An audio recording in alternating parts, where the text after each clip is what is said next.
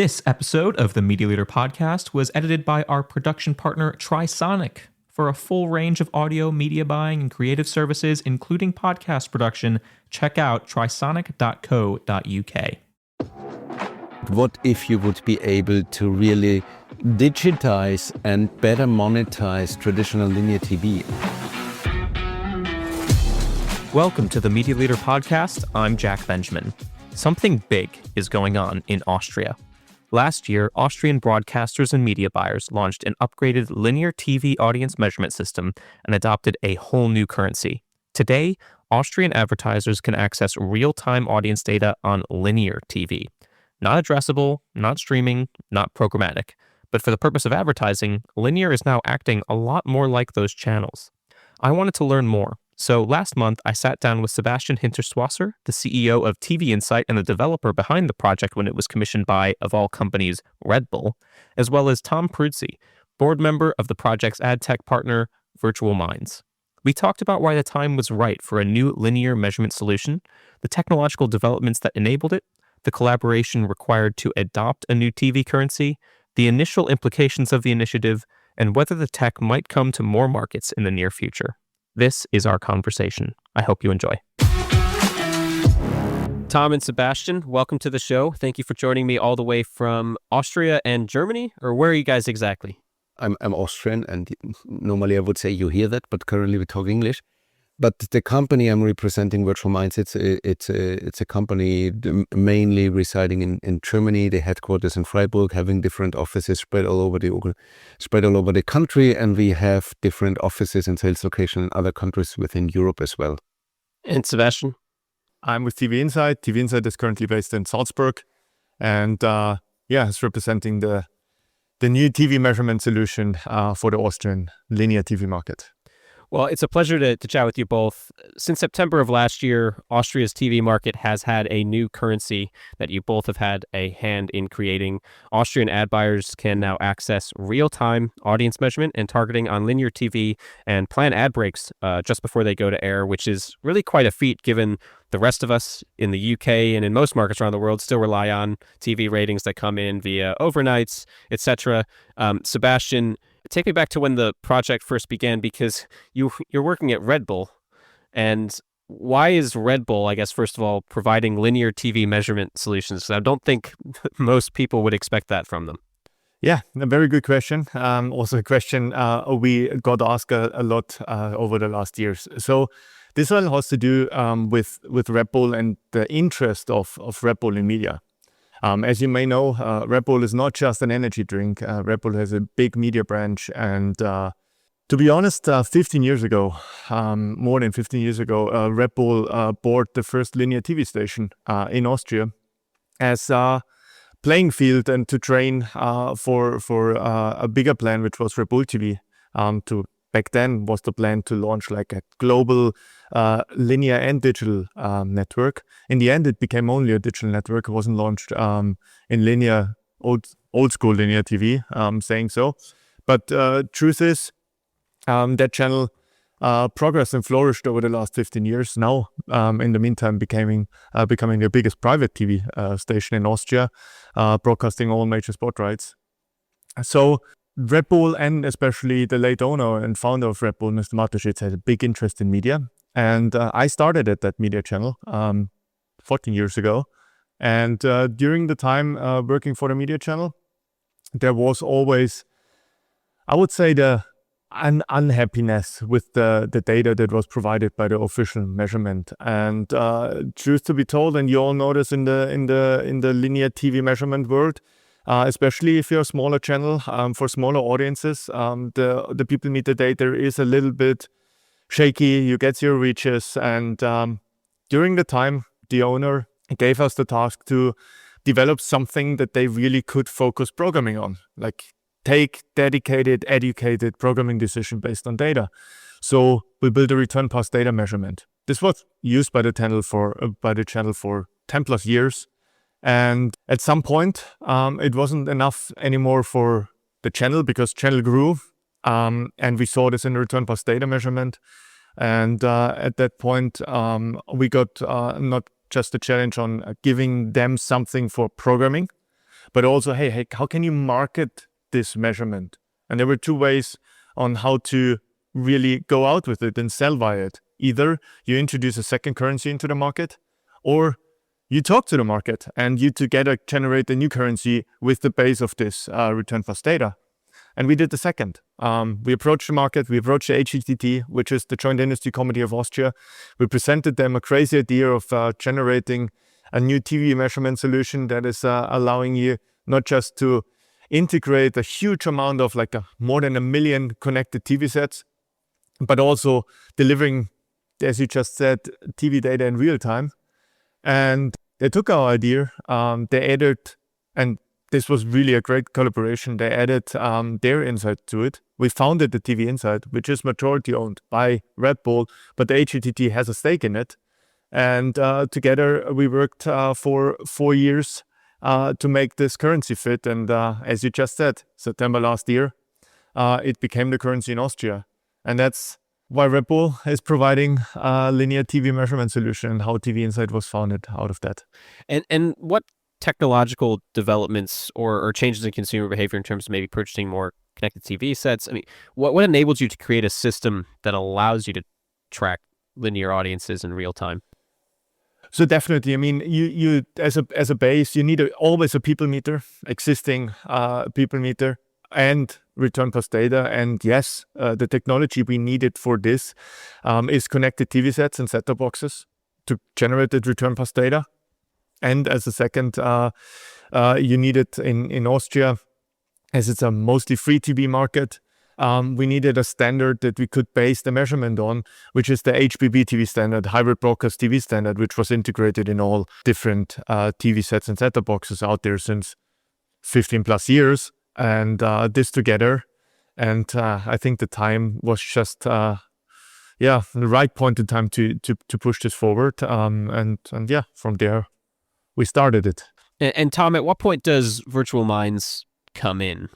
You know, we at the beginning, I would say we had some development in parallel, because like them, we started a few years ago with having the idea that yes, it is important to go into the area of CTV or ATV as a linear TV house, but what if you would be able to really digitize and better monetize traditional linear TV? And when we started, for sure, we reached out having a look at what else is on the market, more or less sharing our opinion.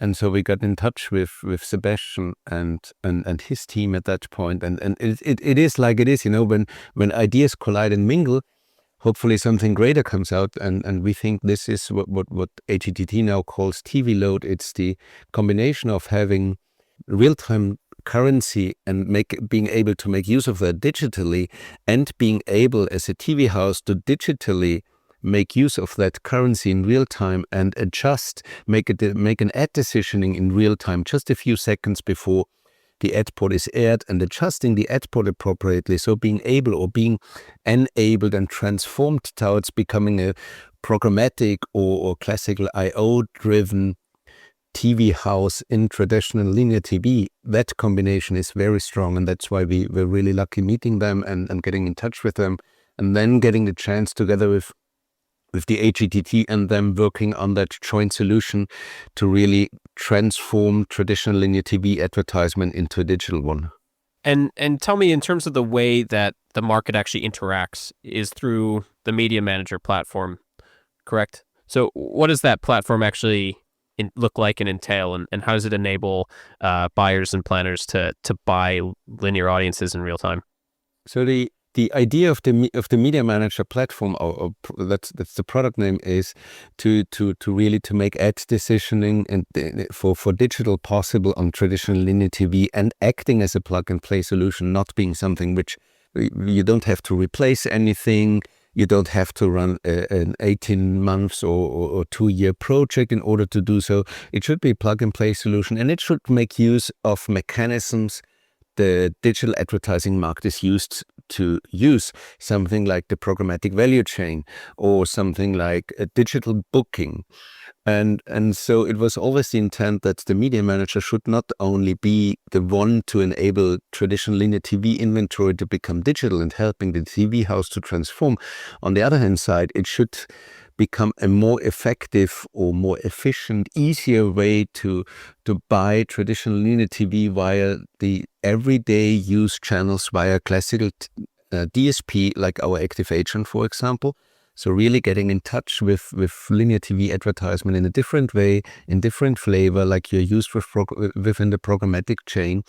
And so getting part of a much more automized and much quicker market than you're used to be in it. And so even opening up for advertisers which were not used to do traditional linear TV advertisement before. So now they can easily get into the TV advertisement market. And so the barriers got much lower. It is easier to access. And so we think, and what we see is it's really beneficial for the whole market. So, agreeing to adopt an entirely new currency requires a lot of collaboration between a huge number of stakeholders, talking about broadcasters buying in, agencies buying in, brands buying in. How challenging was it to get the whole market on board? Did it take a lot of time? Yes, it took some time. And you're 100% right. I mean, if you want to change something on the traditional linear TV currency, that's like the holy cow of the market, right? So that's the truth. That's what hadn't been touched for 30-something years. So this was really challenging, but the way we approached it, and I think you just mentioned it, collaboration is the key. So there was no hiding, full transparency. And of course, we started with working with the HETT, working with the TV stations, giving them really the full trust that what we do, the measurement is exactly the same for everything. We got it audited multiple times.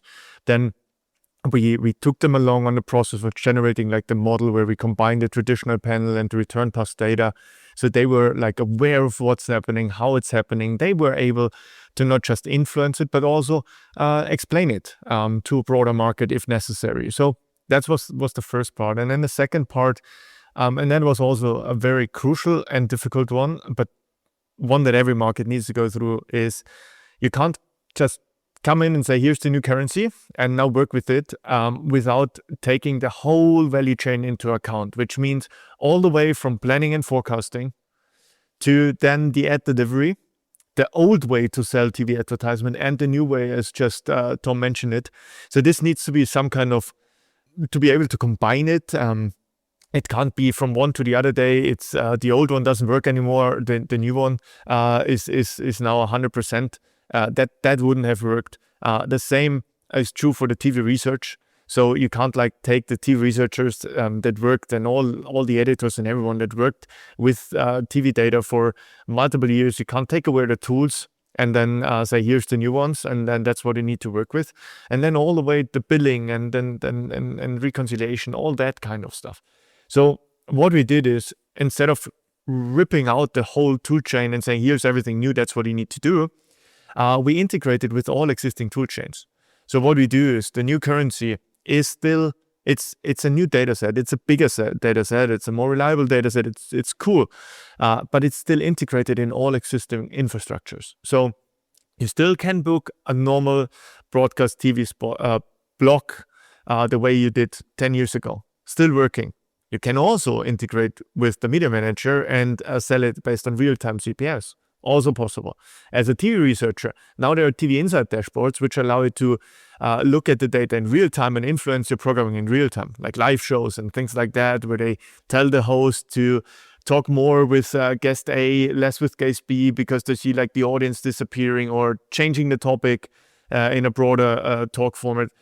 Live sport events where they run in overtime, if they still continue with interviews, or if they go into the next program, all that kind of stuff. That's something where they had new tools, because this hadn't been there. But for the normal TV research, where they look into shows for multiple weeks and overall channels and things like that, the tool is still the same.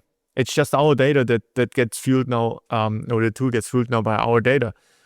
Same for the whole advertising market. Agencies, the forecasts agencies do, still based on the same tools. Only difference here, it's more data. So they maybe needed to crank up the tools a little bit and add a few servers to it. But we gave them the data 6 months in advance, told them, look, maybe it's getting a little bit slower. If you have your own tools, then crank it up a little bit. Make sure you can work with the data. Did work. But it's still the same tool chain. It's all the way to the billing. Same for agencies, same for broadcasters. And I think that was really the secret of this smooth transition of September 1st. Because if you wouldn't have known that the currency was changed, you would have wondered that the data, you don't have zero reaches anymore, data doesn't fluctuate anymore, your forecast is hitting way better the target than before. Yes, you would have recognized that. Everything else, you wouldn't have recognized. Because everything stayed the same if there wouldn't have been communication and the add-ons like live that we just talked about. May I pen there one thing, because I think it's, it's not saying something bad about any other channel, but what we've really learned now is it's much easier to build a new channel, to build something new like CTV, ATV, which creates additional revenue, which creates additional reach and stuff like that. But really transforming an existing business, an existing huge business, without any interruption, it only can be done like we've seen now, that really everyone is involved, and that everyone gets the chance to speak, but still there's a person to push. And I have to say, I'm really highly impressed by what the group has done there, because they stayed that long. It was a multi-year journey to go through that, to go through all the up and downs, and at the end to really be able to launch that new currency, and now really everyone is benefiting from it. But really thanks for having that extensively long breath. Sebastian, you made an interesting point, which is not only is the live audience data useful for advertisers, but also for TV programming staff as well, in terms of saying, well, maybe change on the fly a little bit what we're doing in order to maintain higher audience levels for those advertisers. I think it's really fascinating. Just to be clear, in terms of the measurement behind it, is this based off of a panel, and how big is that panel? How many people are involved? And I know Austria is a relatively smaller market than, say, the UK or certainly the US, but how do you make sure that you have a representative market of live TV viewers? Great question. That's basically the heart of our approach. So what we do is, and that's also truth, that you simply need to tell. The best way to measure TV is a people meter.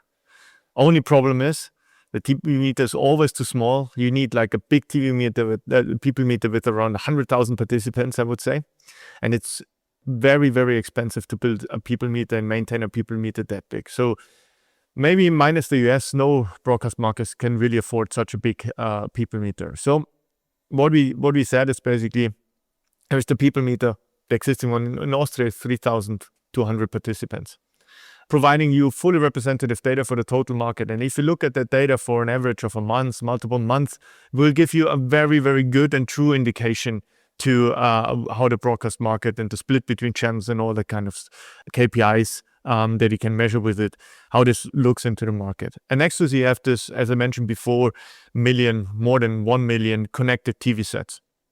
So what we did is, we said we're going to build a synthetic people meter. And how do we do this?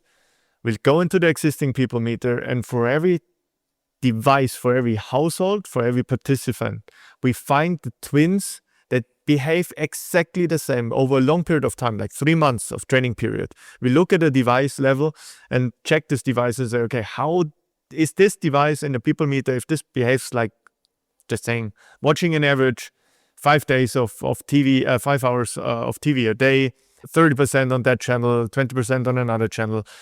If it's watching on that channel, then most of the time it's watching during the day cartoons. If it's watching on another channel, then it's watching always like the primetime shows, whatever. So really deep user behavior over a very, very long time. And then we look exactly the same on the connected TV sets. And then we build these twins. And then the moment we build these twins, then they are representative. So the weight of the people meter participant gets split into this, in Austria, 30 twins.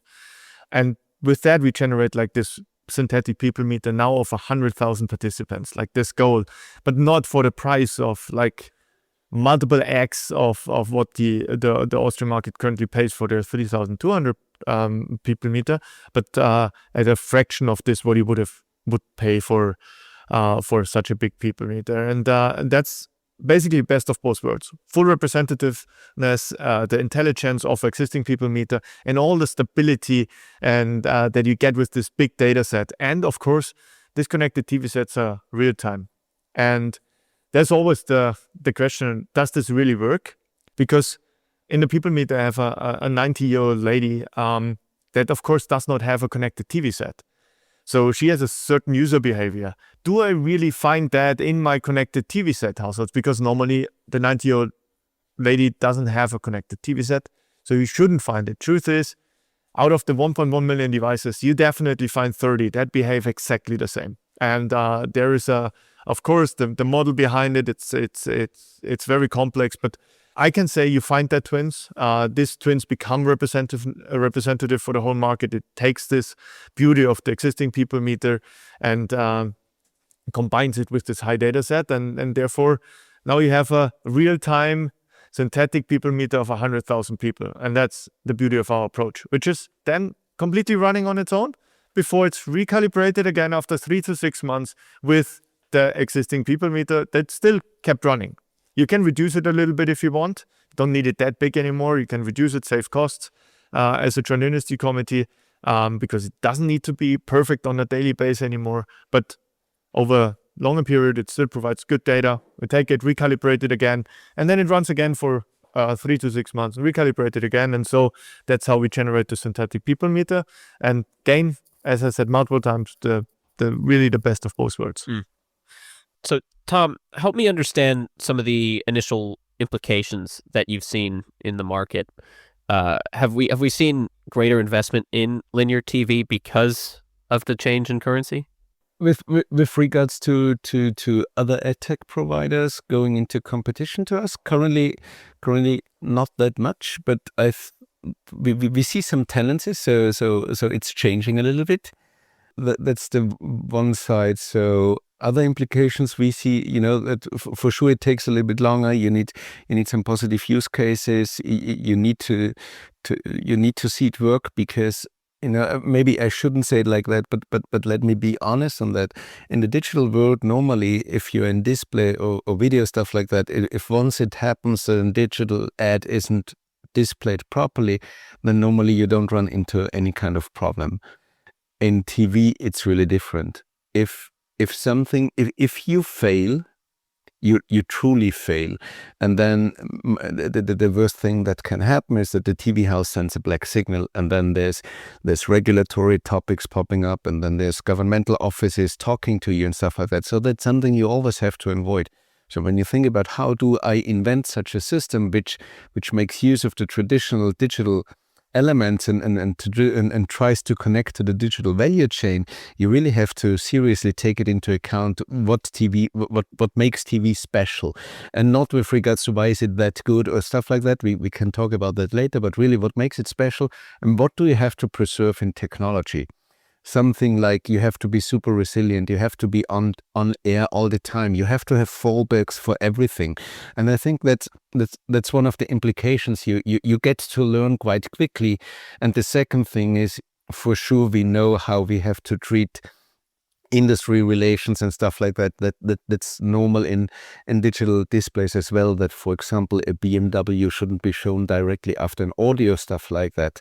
But there's more than 90 rules in TV you have to be able to deal with, and that only having a few seconds. So there is some implications you really have to consider carefully and take care of that. It took us quite a while to take care of all of them, thanks God. If you have a look at the history of Virtual Minds, our shareholder is ProSieben, a TV house itself. So we got access to all the know-how and all the operational excellence within their teams as well to get to learn that quickly. But still, it took us a while in order to really get into those topics and make them as digital as possible. Yeah, you bring up an interesting point, which is making linear TV closer to digital in terms of how it's bought and planned comes within all these potential consequences and issues that need to be resolved because TV needs to retain a high quality medium in order to be attractive. At the same time, has there been increased interest from potential buyers or planners or maybe different brands that hadn't been approaching TV sooner because they felt like it was too difficult to buy and this maybe simplifies it for them? Yes and no. Digitizing or enabling digital transformation in TV house, where so much revenue relies on, it's a quite tricky approach. So it must always be in the interest of the TV house, and it must be at the speed of the TV house on the one hand side. On the other hand side, digitizing linear TV doesn't help anyone if you haven't talked to the traditional buyers or to the buyers you intend to have. So I would say, if you say what do you have to have in order to have 100% digitization enabled in a TV house, maybe our media manager counts for 10 or 15%, nothing more, nothing less, because there's so many processes to adjust.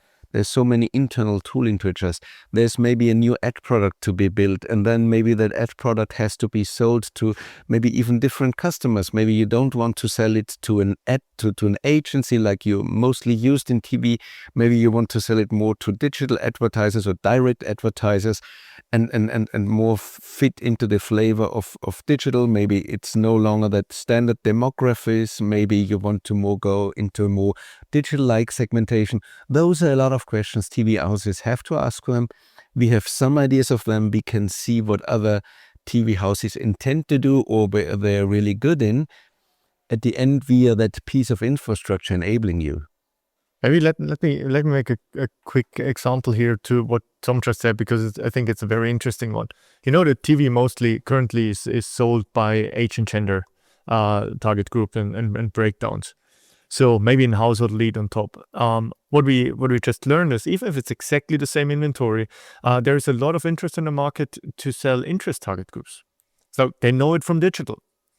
What a great coincidence, and we can now approach this because we have such a rich data set. We know like the synthetic panelists, what interest they have based on the user behavior.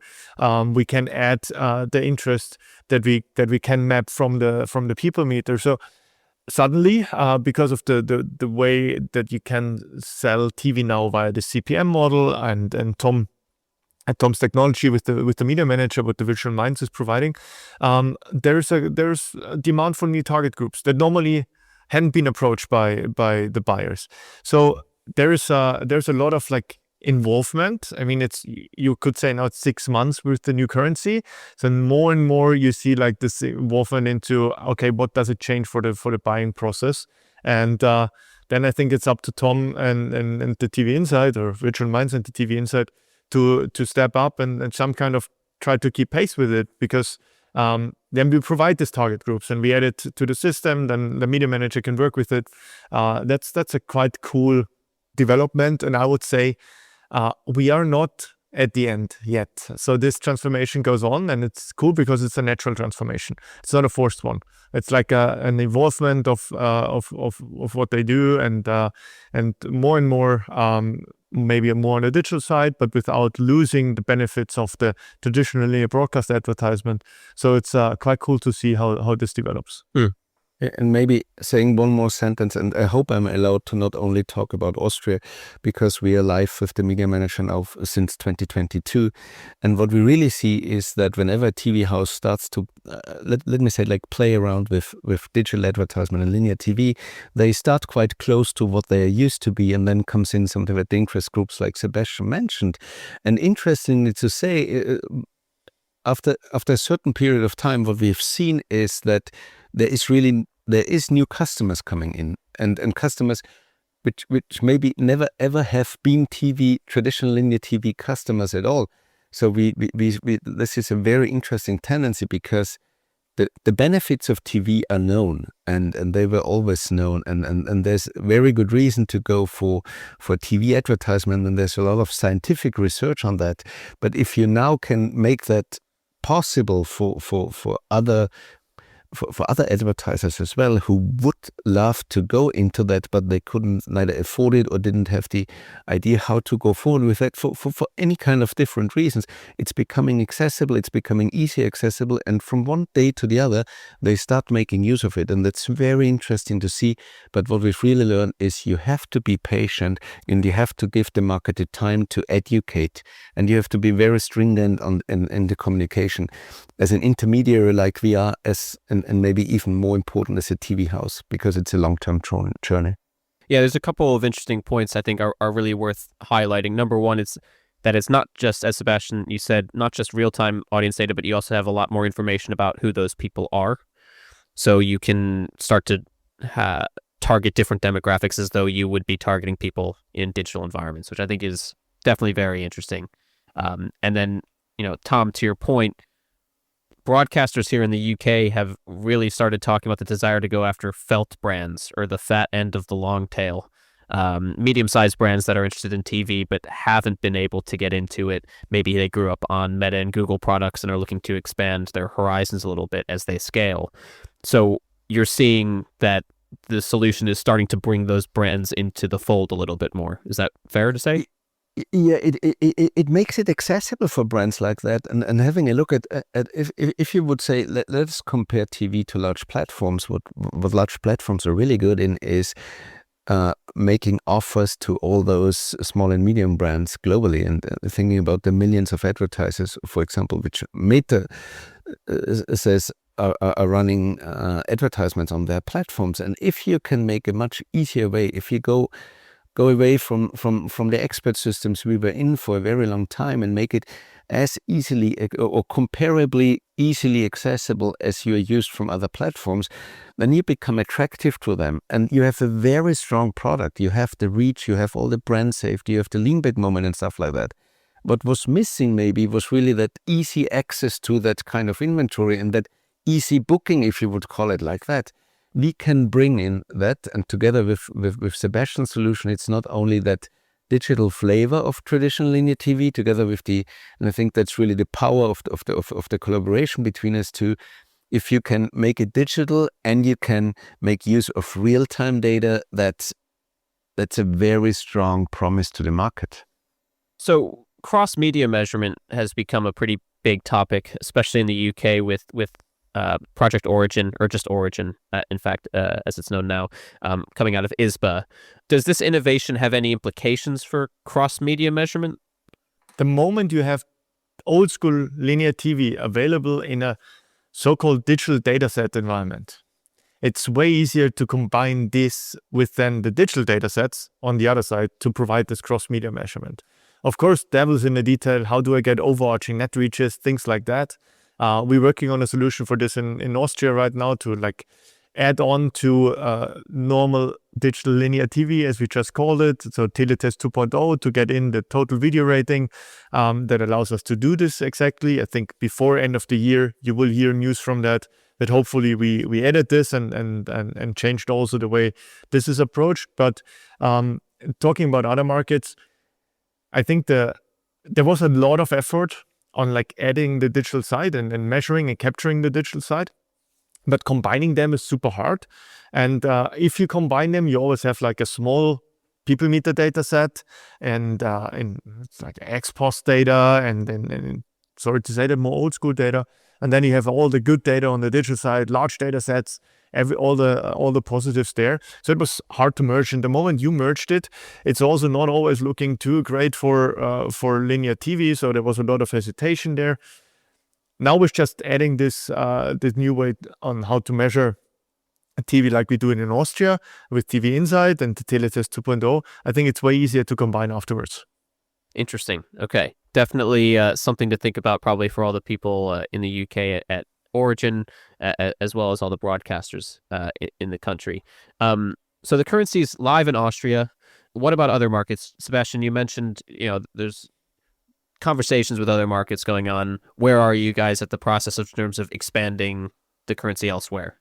So I can't tell you too much about what markets we're working with. What I can tell you is that, of course, over the last years, rumors spread that what Austria is doing and people were talking. We were invited a few times to present the idea. For a lot of people, it was like, yeah, that's a nice idea, but this will never work. Like, you want to really revolutionize linear TV measurement the way you do it. That's a huge step. I think since September 1st, as we have proven that you can do it, and not just that you can do it, but also how seamless the transition worked, and how much benefits the whole market gets from it after the merge, you can imagine that more and more markets became aware of it, and then we're also talking to us in a different way, and we just had the proof of the pilot market. So yes, there is some interest. We are talking to other markets, but it's too early to tell you in detail what markets it is. Fair enough. What would your message be to the UK? I mean, most of our listeners are based in the UK, whether they're at broadcasters, whether they're at advertisers or agencies, or I'm sure there might be folks from even Barb, which is the TV JIC in the UK, that might be listening to the podcast. What would be your message to them about your innovations? I mean, first, the UK is the most advanced TV market, or one of the most advanced TV markets around the globe. So if there's a market where we could work with and provide this change, definitely it would be one of the prime markets that would be ready for that change, simply because of all the knowledge and how important it is and how big it is. Second, I would say, don't be scared. It's working, even if it's touching something which is really holy to the market. But don't be scared, it is working, and you can see the benefits that you gain from it from the Austrian market. So it's always, I mean, in the end, it's not only talking to us, like Tom and I provide the technology, and it's always, of course, you talk highly about your own technology and you're proud of it and you want to sell it.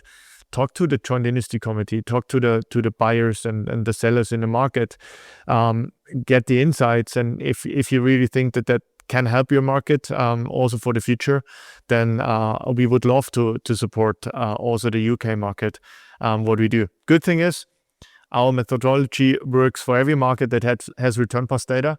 And the UK definitely has a lot of return pass data from the set-top boxes, and that has a people meter.